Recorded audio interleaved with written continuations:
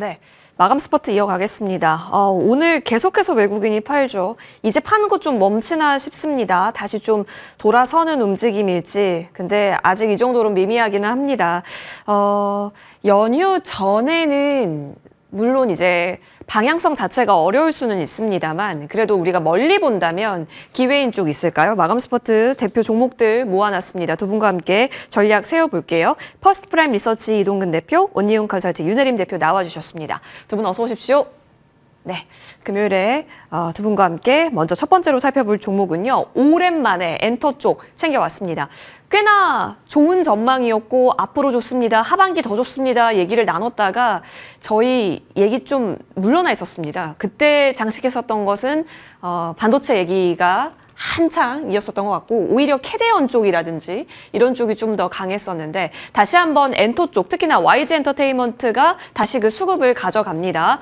물론 움직이는 거에 있어서 이견을 제시할 이유는 없었습니다. 결국엔 수급의 문제였는데 관세 얘기가 나오니까 관세 회피처로 작용할 수 있고 그리고 하반기는 늘 성수기다라는 이야기 많이 전해 들으셨을 거고 에이펙 일정 있는 상황, 중국 모멘텀 있는 상황이라는 거죠. 이동근 대표님, 네. 이제 다시 수급이 이쪽으로 쳐다보는 것인지 그렇다면 엔터는 다시 우리가 달리는구나의 관점으로 볼 수 있을까요?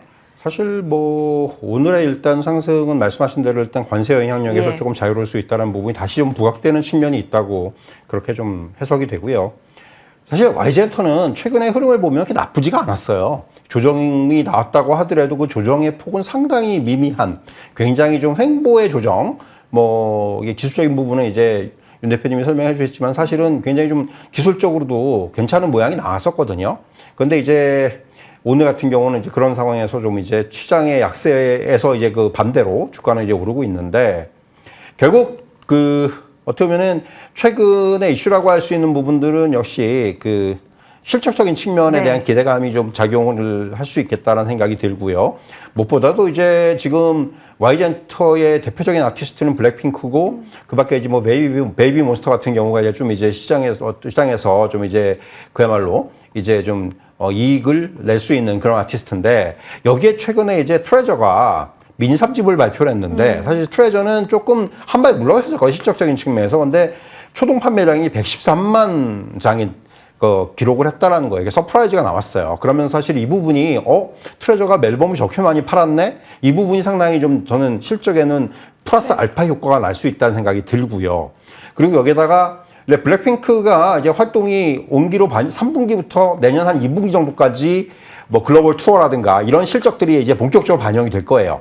이제 그렇게 되면은 아마도 이 실적의 측면에선 상당히 긍정적으로 작용할 수 있는 측면이 있다 이렇게 말씀드릴 수가 있을 것 같습니다. 뭐 그런 부분 최근에 또 이제 다시 부각되는 부분이 에이펙 정상회담에 에이펙 그 회의에서 또 이제 그 시진핑 주석이 참석을 할 거고 또 이제 또 어떤 중국에 계속해서 우리가 엔터테인먼트 업종의 또 하나의 모멘텀이라고 할 수 있는 한한령 관련된 이슈들 이런 것들이 좀 부각이 될 수 있다는 부분 이런 것들이 또 하나의 또 재료라고 할 수가 있을 것 같고요. 이런 부분을 종합적으로 본다면은 결국 YG엔터 같은 경우는 다시금 조금 이제 긍정적인 그런 이슈들을 좀 시장에서 다시 반영할 수 있는 그런 위치가 아닌가 하는 생각이 듭니다. 뭐 그런 의미에서는 사실 뭐 저는 뭐 오늘 일단 상승세가 괜찮은 흐름이고 뭐 지금 자리 정도 그러니까 조금 뭐 오늘 일단 상승세가 좀 나타나기 때문에 뭐 소폭의 뭐 조정 이런 것들은 나타날 수 있겠지만은 그럼에도 불구하고 사실은 이제는 좀 긍정적으로 볼 필요가 있지 않나 그래서 긍정적인 의견 드리도록 하겠습니다. 네. 사실 이제 10만 원을 완전히 위로 올려 세우는가의 테스트를 계속해서 갖고 있었습니다. 엔터가 조용했다라고 했지만 사실 그 10만 원 돌파를 두고 계속 에너지를 모아가고 있었거든요. 근데 이제 관세 얘기 언급 주신 대로 나왔고 다시 한번 좋게 볼 수밖에 없는 것들을 이제 하나하나씩 다시 퍼즐을 맞춰가는 거죠. 그렇다면 오늘 만든 이 10만 700원, 800원 호가 움직임 보이는데 여전히 이 정도로는 노크가 파워가 부족할지 기술적으로 봤을 때는 어떻게 평가하십니까, 대표님? 네, 지금 뭐 자리 좋다 생각하고 있고 이제 올해 엔터주의 1등이 단연 YG라고 볼 수 있었기 때문에 여전히 지금 순환매 안에서 우리가 종목을 보더라도 1등 종목을 봐야 된다라고 생각을 하고 있어서 저도 YG는 긍정적으로 생각을 하고 있습니다. 그래서 방금 대표님께서도 얘기를 해주셨는데 사실 우리가 이제 구주도주가 뭐 조방원 변이 있고 신주도주가 이제 이런 금반지가 있다 보니까 이제 뭐 엔터, 미용 의료기기, 뭐 화장품, 그다음에 2차 전지, 뭐 주변 변두리 섹터들이 있죠. 그래서 이제 주도주 안에서 순환매가 나오다가 지금 이제 주도주들이 한 번씩 맞았죠. 그래서 뭐 조방원은 우리가 좀 몇 달 전에 맞았고 지금 반도체 오늘 조금 맞는 흐름인데 그러다 보니까 이제 변두리 섹터로 저는 오늘 수급이 유입이 됐다 이렇게 생각을 하고 있는데 이제 연휴가 지나면 10월 시작과 동시에 우리가 실적 시즌이라서 지금부터 이제 실적주들을 옥석 가리기를 해야 된다라고 생각을 하고 있어서 뭐 엔터주도 하반기에 실적이 빛나는 부분이기 때문에 이제 미리 조금 반응이 온다 긍정적으로 해석을 하고 있습니다. 그래서 우리가 이제 엔터를 본다면 YG의 흐름도 좋고요. 그리고 최근에 이제 기술적인 분석으로 봤을 때 비슷한 흐름이 JYP입니다. JYP도 이제 옆으로 박스권 안에서 좀 횡보하고 있는 흐름인데 뭐 YG나 JYP나 어느 정도 수급이 이제 유입이 되는 흐름이기 때문에 이 두 가지를 가장 좋게 보고 있고 방금 JYP 리포트를 보니까 이제 영업이익률이 20% 돌파한다라고 하면서 목표주가 10만 원 리포트도 나왔더라고요. 그래서 엔터 관점에서는 이제 이 두 회사 좋다 이렇게 보고 있고 방금 대표님께서 얘기해 주셨을 때 이제 SM이나 하이브의 차트도 보니까 우리가 앞서 이제 두 종목보다는 우리가 조금 더 이제 누워가는 흐름이죠. 그래서 이런 차트들은 우리가 어느 정도 이제 좀 지지가 되고 올라올 때 봐도 좋으니 우리가 엔터주를 이제 다음 순환매 그리고 10월달 실적주 관점으로 본다면 YG와 JYP는 지금 긍정적인 위치다라고 정리하고 싶습니다. 네, YG와 JYP 쪽으로 압축 해주셨습니다. 지금은 그렇다면 엔터 쪽으로의 다시 순환 관점은 충분히 긍정적으로 살펴볼 수 있다. 그 근거와 수급적인 뒷받침이 되네요. 체크해 보시기 바랍니다. 자, 이어서 다음 종목으로 넘어가서요. 어제부터 핫한 종목입니다. 네이버입니다. 물론 이제 오늘 시장과는 다르게 움직여요. 그 말은 즉슨 강하다라는 부분으로도 볼 수 있겠습니다. 네이버가 올라가니까 뭐 오늘 제주 은행이라든지 헥토라든지 NHN, KCP까지 같이 움직이고 다날 또한 오늘장에서 다시 오르락 내리락 하려고 하고 있습니다. 스테이블코인 전반적으로도 지금 움직임을 주는데 네이버가 결국에는 이렇게 움직였습니다. 이동근 대표님, 일단은 시장에서의 파악이 물론 확정된 바가 없다는 거지 완전 무구는 아니잖아 에서부터 시작해서 두나무 주주에게 있어서도 우리가 손해볼 거는 없다라는 평가들, 결국에는 윈윈으로 잘 결정이 될 거다라고 하는 믿음이 강화되고 있어요. 한 증권사 뷰에 따르면 한 달 내로 뭔가 잡히는 것이 있을 것이다 라고까지 얘기가 됐거든요. 그럼 꽤나 근 시일입니다. 연휴 지나면 뭔가 딱 나타나 있을 수도 있을 것 같아요. 그런 관점 하에서 지금은 여전히 좋은 기회를 주고 있는 건가요? 뭐 어제도 사실 네이버는 다뤘지만은 예. 네이버 관련해서는 특별하게 어제의 시각에서 변한 건 없다고 생각하고 네. 저는 사실 네오파이낸셜하고 두나무가 이제 결합을 한다라고 이제 가정을 하면은 이 부분이 결국은 국내 금융 지형 변화의 하나의 신호탄이 될 것이다라는 생각이 들어요. 지금 이제 어떻게 보면은 네이버가 네이버페이를 통해서 뭐 전자결제 사업 정도는 하고 있지만은 추가적인 어떤 금융 분야로의 진출은 지금은 조금 아직까지는 하고 있지 않은 상황인데 예. 결국 이제 두나무와의 편입을 통해서 이런 부분들을 해결할 거란 말이죠. 그러니까 시장 점유율 80%의 업비트를 운영하는 이런 회사이기 때문에 결국 이제 뭔가 이제 이런 가장 먼저 아마 사업이 본격화된다면 구체화될 것은 스테이블 코인 쪽이 되겠죠. 이제 예를 들면은 뭐 두나무가 유통하는 스테이블 코인을 네이버 페이라든가 네이버 플러스 스토어에다가 이제 그 마치 이제 결합을 시켜서 독자생 체계를 구축할 수 있단 말이에요. 이게 굉장히 중요한 얘기고요. 여기에다가 이제 뭐 더 나가서는 지금 비상장 주식 관련된 부분들 또 뭐 자산 유동화 이런 것들까지 사업을 영역을 넓힐 수가 있다라는 부분이 굉장히 의미가 있다고 생각을 합니다. 그래서 뭐 이런 부분들 그리고 더 나가서는 뭐 핀테크라든가 이런 쪽에 대한 투자 또 그리고 해외 진출 여기까지도 우리가 내다볼 수가 있다라는 부분, 그러니까 추가적인 사업 영역을 계속해서 확대해 나갈 수 있다라는 부분이 상당히 의미가 있다 이렇게 말씀드릴 수가 있을 것 같고요. 그래서 아마 향후에 결국은 금융시장의 판도를 굉장히 좀 바꿔놓을 수 있는 굉장히 중요한 어떤 딜이 될 것이다라는 말씀드리겠고 이미 주가는 이제 어제부터 그런 부분들을 반영하기 시작을 했다고 보여집니다.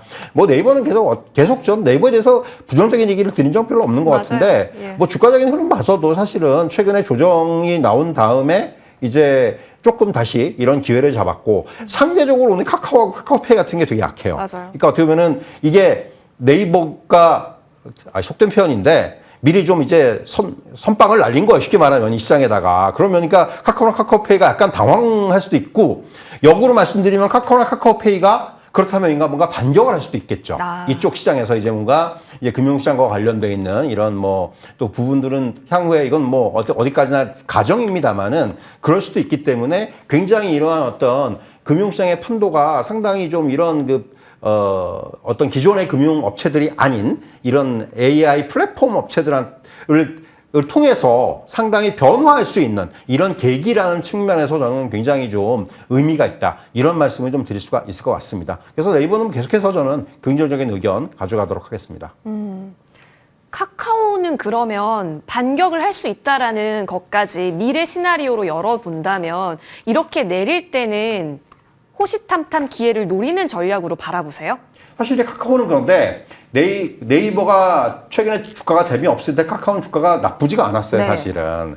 그래서 이제 그 부분이 또 역으로 작용하는 측면이 있는 거죠. 지금 이제 그러니까 기존의 카카오 쪽에 조금 더 무게가 실려 있었다면은 수급도 그렇고 뭐 여러 가지 재료적인 측면도 그랬다면은 이제는 네이버 쪽으로 관심이 아예 쏠려버린 거예요.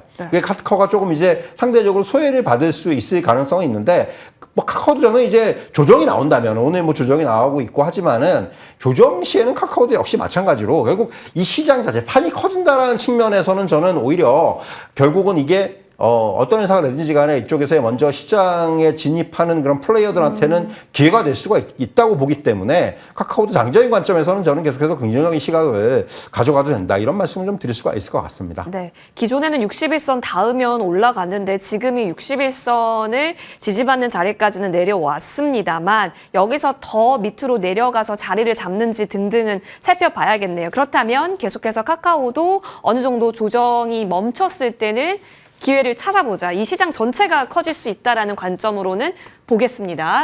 그 가운데 네이버가 참 선두를 잘 지켜가는 액션을 보여줬고 긍정의 의미는 어제도 오늘도 연속적으로 유효하다라는 평가 주셨습니다. 윤 대표님과 함께 기술적 분석 이어가겠습니다. 네이버가 오늘 시장 대비 그래도 강하게 지켜가면서 가는 방향을 좀 뚫어주는 건지 물론 이 정도 가지고 애게하실 수는 있지만 잘 버티거든요, 시장 대비. 어떤 의미로 오늘 보세요?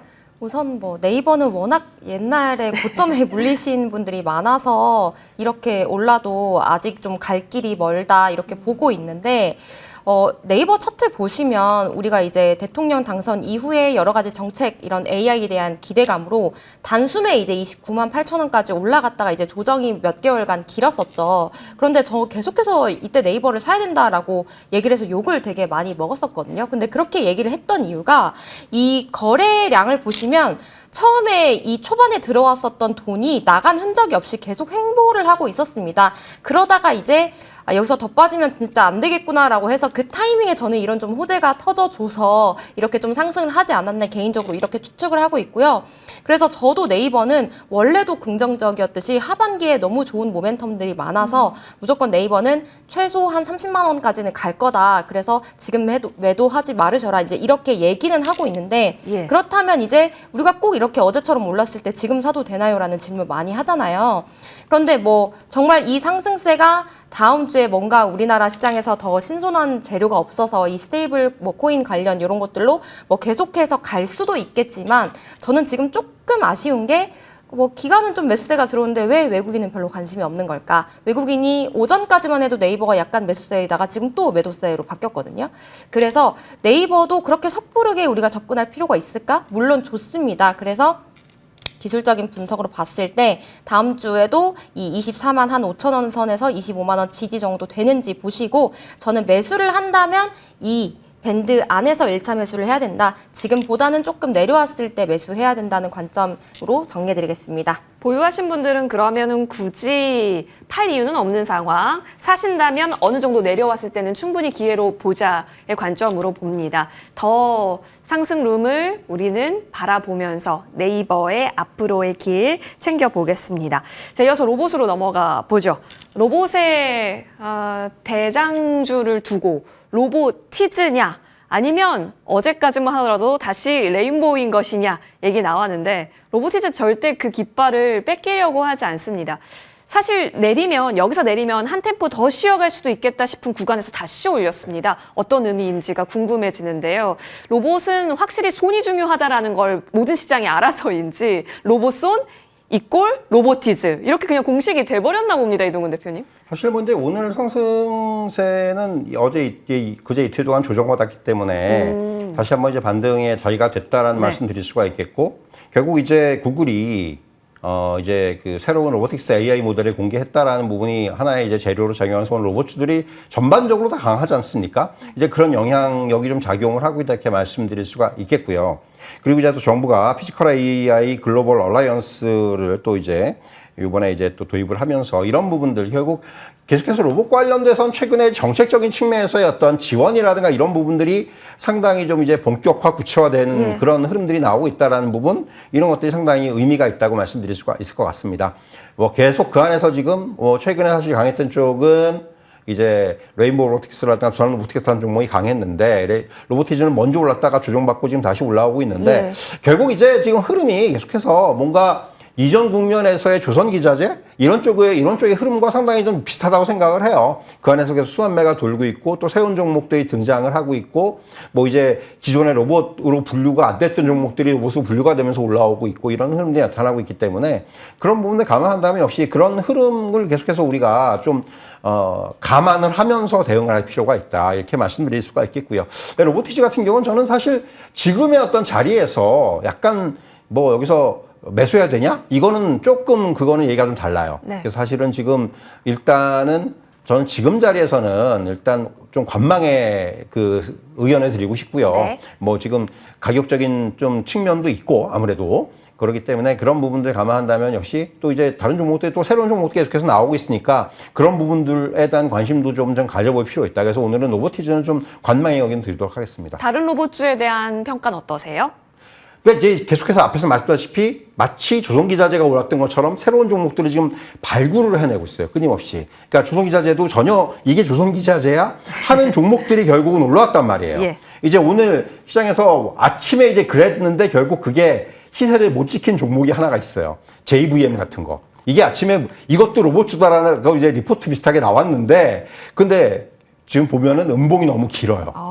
그러니까 이건 로봇으로 사실 분류하기가 좀 애매했던 건지는 모르겠는데 이런 거에 지금 이런 상황들이 발생을 한다라는 거죠. 그러니까 그 안에서 지금 계속해서 뭔가 새로운 종목들을 좀 찾으려는 이런 시도들, 왜냐하면 기존에 주가에 좀 이제 상승을 하면서 부담스러운 영역으로 접어든 종목들이 꽤 있어요. 보면은 그 부분을 우리가 또 염두에 둬야 되기 때문에 사실은 지금 자리에선 사실은 로보틱스 같은 종목은 조금은 저는 관망의 의견 드리도록 하겠습니다.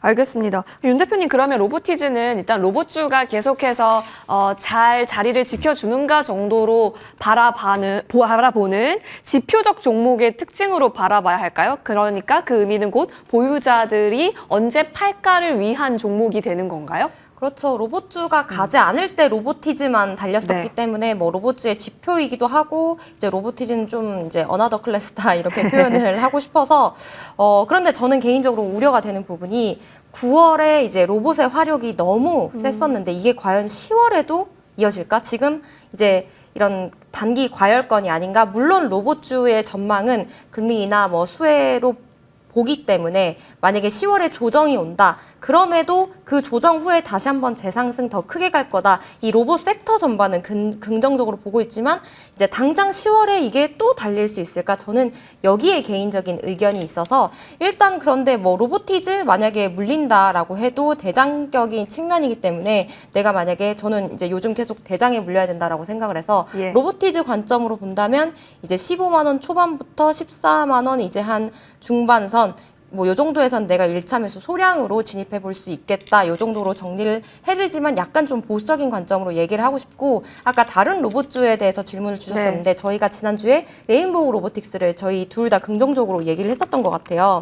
그래서 지금 결국 LG발 로봇들이 이렇게 상승을 하고 있어서 지금 레인보우 로보틱스가 뭐 어제 엄청난 상승세가 나왔고 좀 윗꼬리가 아쉽기는 하지만 그리고 오늘도 약간 이제 시장이 꺾여서 음봉이 아쉽기는 하지만 결국엔 지금 차트를 보시면 장기 박스권을 돌파를 했습니다. 그래서 저는 여기서 뭐 쉽게 꺾일 거다라고는 생각을 안 하거든요. 그래서 오히려 지금 이 위치로 봤을 때 레인보우 로보틱스가 부담스럽지 않다라고 생각을 하고 있어서 이것도 이제 성향의 차이인 것 같아요. 내가 조금 더 이제 공격적으로 좀 매매를 하겠다라고 하신 분들은 이제 앞서 종목을 보시고 뭐 레인보우 로보틱스 후발주자라고 생각하고 혹은 지금 당장 수익이 아니어도 되니까 하반기 그냥 금리나 이런 유동성 장세 내에 로봇 포트폴리오로 가져가겠다라고 하시면은 LG 로봇이 터져줬는데 사실 저는 어제는 그냥 이제 이 박스권 저항선을 뚫고 다시 시작할 거예요라는 흐름으로 보고 있어서 저는 한 번 더 좀 시세가 남아있다.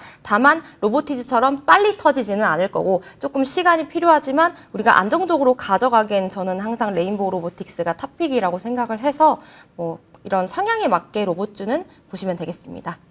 그러면 지금 또한 내려올 때는 레인보우 로보틱스 충분히 긍정으로 볼 수 있다라는 점으로 챙겨집니다. 아무래도 로보티즈가 더 강하기는 한 건 맞지만 시총 차이도 있다 보니 챙겨보시면 좋겠고 지금 신규 진입에 있어서는 관망, 하지만 자리를 지키는 것인가 위주로 관상하면서 없으신 분들께서는 바라봐야 하는 종목의 의미는 같습니다. 자, 로보티즈 정리를 하고요. 이어서 다음 종목으로 넘어가서요. 반도체 얘기를 해봐야 될 것 같습니다. 지금이 딱 고민되는 구간인데 이동훈 대표님 이제 이렇게 돼버렸어요. 팔 거면 어제 팔았었어야 한다.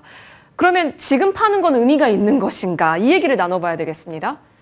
사실 말씀하신 대로 약간 자리가 봤을 땐 좀 애매한 자리긴 네. 한데, 그러니까 오늘 반도체가 조금 이제 오자 오면서 좀 더 빠진 측면이 있는데, 특히 SK하이닉스 같은 경우 이 두 가지 이슈겠죠. 하나는 반도체 수입 제한 얘기가 나오고 있어요. 미국 쪽에서. 이 월스트리트 저널인가 이쪽에서 좀 보도가 된 걸로 제가 캐치를 하고 있는데 그런 부분들. 그러니까 뭔가 근데 이게 그건 사실 말이 안 되는 게 그렇게 되면 지금 가격이 더 오를 수가 있죠. 만약에 그런 식으로 한다면은. 그래서 사실은 이거는 정말로 이거는 그야말로 그냥 어떻게 보면 관세용 그냥 레토릭이 아닌가라는 생각이 들고요. 그리고 또 하나는 결국은 이제 의약품 100% 관세가 나오면서 그럼 반도체는 도대체 관세를 얼마나 매길 거야 이런 우려들이 선반영이 되고 있어요, 시장에. 오늘 사실 반도체 하락은 그게 크다고 좀 생각을 하고요. 결국 그런 부분들 그러면서 미국 지금 아마 지금 비포 마켓에서 인텔의 급등이 나오고 있는 걸로 알고 있는데 네. 이게 이제 그런 거예요. 그러니까 근데 인텔이 뭘 할 수 있겠냐고요, 지금 상황에서 과연. 인텔이 삼성전자의 역할을 대신할 수 있습니까? SK하이닉스의 역할을 대신할 수 있습니까? 불가능해요. 그러니까 그렇기 때문에 그런 부분들은 결국은 지금 철저하게 협상용으로 우리가 받아들일 필요가 있고요. 다만 시장은 그런 우려들을 반영하기 시작을 한 거죠. 그리고 또 하나는 이제 지수가 하락을 하기 시작했어요. 그러니까 미국도 시장도 지금 뭔가 지수 하락의 거리를 찾아서 미국 시장도 이제 조정에 들어간 것 같고. 근데 지금 지수가 하락을 하면 지수의 조정을 받으면 뭐부터 조정을 받겠습니까? 반도체 IT부터 조정을 받게 돼 있단 말이에요. 그래서 사실 오늘 이제 특히 SK하이닉스가 그동안 오른 게 있기 때문에 많이 빠지는데 지금은 일단 좀 봐야 돼요, 상황을. 그러니까 오늘 하루의 흐름을 가지고 판단하기에는 어렵고 일단은 뭐 지금 이 하락이 펀더멘탈의 요인보다는 시장의 이런 악재들을 반영하고 뭐 환율 영향도 있고 외국인들 많이 팔고 그런 부분들이 작용을 하는 측면이 있기 때문에 이런 것들이 얼마나 더 영향을 받을지.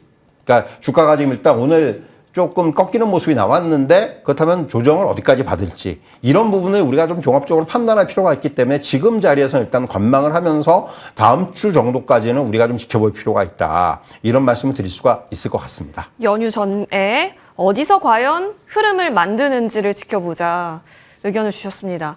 맞습니다. 윤 대표님 그래서 이평선 활용할 수 있으면 충분히 저희가 활용을 하는 거잖아요. 물론 그 안에서의 뭐 휩쓸 구간도 있을 수는 있겠지만 근데 21선까지 이격은 아직 더 저기 밑에 있어서 이렇게까지 가면 너무 무서운 정도로까지 내리는 것까지 염두를 해야 하나 싶기도 하는데 지금은 어떤 판단 주세요? 저는 네. 솔직히 오늘 조금 담아보자 관점입니다. 오늘부터? 고민을 예. 많이 했는데 왜냐하면 당연히 이제 21선 뭐 이렇게 61선 이렇게까지 빠져버린다면 오늘 담는 무서워요. 게 엄청난 예. 마이너스겠지만 그냥 이런 관점입니다. 만약에 이러다가 또 다음 주에 오르면 그때 살 걸 이렇게 되고 그래서 결국 내가 관심이 있는 종목은 내가 소량이라도 한 주라도 담아봐야지 지켜보고 이제 뭐 대응이 되기 때문에 반도체도 솔직히 모르겠습니다. 뭐 사실 지금 이제 시장에 조정이 온다면 저는 1순위로 매수를 해야 되는 게 반도체라고 생각을 하는데, 그럼 지금 하이닉스가 너무 단숨에 많이 올라서 이걸 어디서 잡아야 되나, 이거는 이제 앞으로의 흐름을 보면서 고민을 해볼 것 같아요. 그런데 오늘 관점에서는 개인적으로 그냥 하이닉스의 정말 추세가 좋았을 때 34만 원만 오면은 조금 사볼 텐데라는 가격대가 오늘 저는 제가 판단했을 때 왔기 때문에, 지금 그렇다고 뭐 많은 양을 사라는 게 아니라 우리가 지금 만약에 환율이 뭐 1,420원 이상 간다라고 하면 또 관점이 바뀌겠죠. 그런데 정말 앞날은 한치 앞을 모르기 때문에 어차피 뭐 반품 오늘 초입이라면 그냥 반도체는 계속 물리면서 가자라고 얘기를 했고, 내가 추가 매수할 여력만 있으면 지금부터 이제 소량으로는 좀 잡아보는 게 어떨까 싶습니다. 상승률은 그럼 좀 더 보시네요. 상승률은 뭐 지금 40만 원, 50만 원 이런 얘기가 나오니까 그게 이제 언제까지 갈지는 모르겠지만, 그런데 어느 정도 조정이 이뤄진 후에는 우리가 40만 원까지 얘기가 나오니까, 지금 최고가가 36만 7,500원이라면 시간이 얼마가 걸리느냐의 차이지, 사실 30만 원도 정말 가파르게 상승을 했었잖아요. 맞아요. 삼성전자도 지금 한 8만 6천 원 선이 정말 가파르게 상승을 했었던 것처럼. 그래서 저는 이 금리 인하가 주는 유동성이 굉장히 심상치 않다라고 생각을 하고 있고, 조정 후에는 다시 최근에 이런 장세가 반도체는 분명히 올 거다라고 생각을 하고 있기 때문에, 좀 대의를 생각한다면 어느 정도 물리더라도 지금부터 좀 소량으로라도 이제 매수를 시작해야 되지 않겠냐는 의견으로 정리해드리겠습니다. 원래 여러분, 대형주는 이럴 때 어떡하죠 하다가 못 사고 나중에 돌아보면 올라 있는데, 지금이 그러면 그 적기라는 소리냐, 이거에 대한 고민이 각자 있을 수 있을 것 같아요. 일단 33에서 32만 원 이 박스권 내에서는 매수 밴드로서 활용 가능하다라는 기술적인 의견 주셨으니까요. 다음 주까지는 일단 보자. 그러니까 연휴 이후에 방향을 어떻게 잡을지 다시 체크 포인트이기 때문에 자리를 어디서 만드는지 연휴 전까지는 좀 지켜보겠습니다. 자, 이어서 저희 이쪽으로 가볼게요. 다시 자리를 돌리려나요? 바로 증권주, 미래에셋증권 보겠습니다. 증권주 대장처럼 움직였습니다. 한창 그때 네이버 가고 했었을 때 같이 갔었던 게 미래에셋증권으로 저는 생각을 하고 있는데, 사실 이쪽에 이제 두나무 효과 또한 없다라고는 할 수는 없을 것 같기는 합니다. 이동훈 대표님, 네. 증권의 성격으로 봤을 때와 그리고 두나무 성격으로 봤을 때 미래에셋증권 지금 어떻습니까? 뭐 사실 지금 정도의 자리면은 저는 결론부터 말씀드리면 긍정의 자리라는 말씀 드릴 수가 있겠고요. 네. 일단 뭐 증권주, 그러니까 금융주 전반으로 봤을 때 우리가 최근에 기관의 매수세들이 좀 이어지고 있다는 측면이, 이렇게 누적으로 봤을 때, 그러니까 증권주 들어가 있는 게 미래에셋증권이 아마 최근 기관 매수세에 아마 탑 10 안에 들어갈 거예요. 금융주가 5개가 들어가 있는데 대부분 이제 금융지주사들이고, 이제 증권주는 미래에셋증권이 들어가 있는데, 결국 지금 연말로 갈수록 금융주들의 매력들, 물론 증권주는 좀 다릅니다만은 어쨌든 간에 배당에 대한 매력이라든가 이런 부분들, 그리고 이제 지배구조 개편, 그리고 이제 자본 규제 완화에 대한 기대감들. 다시 한번 어제 대통령이 그런 얘기를 했지 않습니까? 뉴욕에서. 결국 이제 자본시장 활성화에 대한 어떤 의지를 밝혔어요. 외국 IB들 앞에서. 그렇기 때문에 그런 것들은 계속해서 이제 진행이 될 거고, 상법 개정안의 3차 상법 개정안은 결국은 뭐 아시겠지만은 이제 자사주 매입 소각이 될 겁니다. 그게 어떤 정도의 기준, 가이드라인이 나오냐가 중요할 뿐이지, 그게 이제 메인이 될 거고, 그리고 또 이제 뭐 여러 가지 그런 부분들이 이제 가시화가 된다라면은 증권주 전반으로 좀 영향을 줄 수가 있기 때문에, 그런 부분을 종합한다면은 뭐 요번에 이제 1차 상승을 하고 조정을 좀 거쳤는데 다시금 또 접근해도 되는 정도의 위치가 온 것이 아닌가라는 생각이 들어요. 그래서 사실 미래에셋증권은 저는 뭐 지금 자리 정도라면 긍정적인 의견이다, 이렇게 말씀드리겠습니다. 오, 자리로 봐도 괜찮고. 자, 그리고 사실상 이제 대통령의 그 증시 부양에 대한 의지, 그리고 상법 개정안을 조속히 좀 할 수 있도록 하는 의지가 발언은 뉴스로 나오고 있는 상황 속에서 이 정도 밀렸으면 충분히 붙을 수 있다, 긍정의 시그널 주셨습니다. 윤 대표님 또한 마찬가지신가요? 사실 우리가 증권주를 버리는 카드로 볼 수는 없거든요. 네, 왜냐면 삼성전자에 수급이 몰릴 때 이제 전자만 가는 것처럼 증권주 이런 지주사 금융주들도 그렇게 되더라고요. 그래서 조금 고민을 했는데, 자리상으로 봤을 때는 지금 매수해도 당연히 매력적인 가격이긴 합니다. 그런데 저는 조금 이제 우려되는 부분이, 그 3차 상법 개정이 이제 연말 혹은 내년까지 미뤄지겠다 뭐 이런 이야기들이 나오고 있어서 우리가 이제 이런 지주사 뭐 금융사들이 좀 이제 쉬어가다가 다시 한번 자리를 잡게 된 계기가 결국 대주주 양도세가 해결되면서 지금 9월 달에 다시 자리를 잡았죠. 그래서 혹시라도 언제 또 그런 노이즈가 있어서 좀 흔들릴까 약간 이 부분이 걱정되긴 하는데 그래도 또 이제 긍정적인 건 뭐 대통령이 이제 미국에 가서 이런 증시 부양에 대한 얘기를 한다 이런 것도 있고 또 이제 10월 실적 발표 시즌에서 뭐 자사주 소각, 매입 이런 것들을 얘기했을 때 충분히 지금 위치에서 다시 한번 좀 펌핑이 나올 수 있을 것 같아서 기술적으로 봤을 때는 뭐 긍정적인 이런 우려와 뭐 공존하긴 하지만 차트로 봤을 때는 뭐 지금 가격은 괜찮다, 매수해도 좋다로 정리해드리겠습니다. 알겠습니다. 긍정의 정리로 저희는 정리를 하겠습니다. 미래에셋증권이 끼를 보여줬던 적이 있었기 때문에 정리 드립니다. 자, 두 분과는 여기까지 얘기 나눠봐야겠습니다. 오늘 함께해 주셔서 고맙습니다.